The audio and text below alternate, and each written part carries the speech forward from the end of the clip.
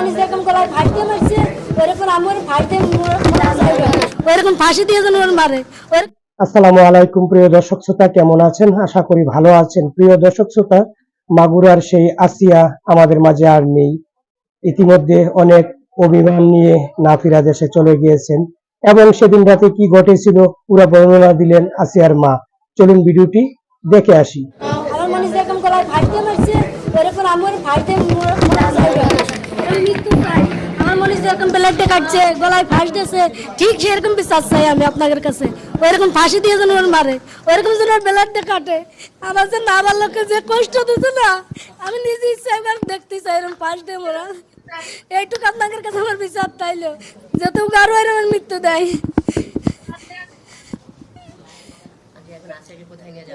আছে এখন গ্রামের বাড়ি যাবি। আমার অভিযোগ একটাই, ওর যখন ব্লেডের কাটিছে, ফাঁসতে মারিছে, ওইরকম উগারও আমি ফাঁসতে দেখতে চাই। ফাঁসতে দেখতে চাই ওইরকম ব্লেডটা যেন উগারও এরকম কাটে, এইটুকুই আমার আবদার। ঘটনার দিন ওর আপার বাড়ি বেড়াতে গেছিল, বেড়াতে গেলি ওর আপারের ধরে মারিছিল, ওর আপারের ধরে মারিছিল বলে তখন আর কি ও কইছিল যে আমি যাই কয়ে দেবো মার কাছে। তখনই সেই রাত্রি ওই রকমের ঘটনা ঘটিছে। বড় মায়ের ইচ্ছে হলো তোমার আলাদা করে থুয়ে দিছিল। পরে 11টার সময় আমার কাছে ফোন দিয়েছে যে আপনার মনে অসুস্থ। আমি যাই দেখি যে সদরে ভর্তি করছে মাগুরা দিয়ে, তুই উনি পলাইছে ওই মহিলা। ওর জানাজার ব্যাপারে কিছু জানাবেন? জানাজা গ্রামের বাড়িতে হবে। আমি পরিবারের পক্ষ থেকে বক্তব্য এতটুকুই আছে যেন ওদেরকে, আন্টি যেটা বললেন, ওদেরকে যেন ফাঁসি দেওয়া হয়। যারাই আছে হত্যার সাথে জড়িত সবার ফাঁসি চাই আমরা। আমাদের আর কোনো বক্তব্য নেই। দ্রুততার সঙ্গে যত দ্রুত সম্ভব ওদেরকে ফাঁসি দিতে হবে। আর একটা এখানে আর কোনো কথা নেই, কথাই একটাই। আপনি শুনছেন যে আন্টিও সেম কথাটাই বললেন যে আন্টি এভাবেই দেখতে চায়। আন্টি দেখলেন যে আসিয়া হাসপাতালে আসার পর থেকে এই পর্যন্ত যে কি পরিমাণ, যেমন কালকে তার 4বার কার্ডিয়াক অ্যারেস্ট হয়েছে, 4 থেকে 5 বার। আজকে সকালে তার 3বার কার্ডিয়াক অ্যারেস্ট হয়েছে। তার এই কার্ডিয়াক অ্যারেস্টগুলো তো উনি তো ওখানে উপস্থিত ছিলেন। উনি ওনার মেয়ের কষ্টটা এখন একদম চোখের সামনে থেকে দেখছেন। উনি এটা মার পক্ষ থেকে এটা নেওয়া সম্ভব না। তার এটা সুস্থ একটা মেয়েকে সে তার বোনের বাসায় গেছে, সে আজকে সে লাশ হয়ে বাড়িতে ফেরত যাচ্ছে।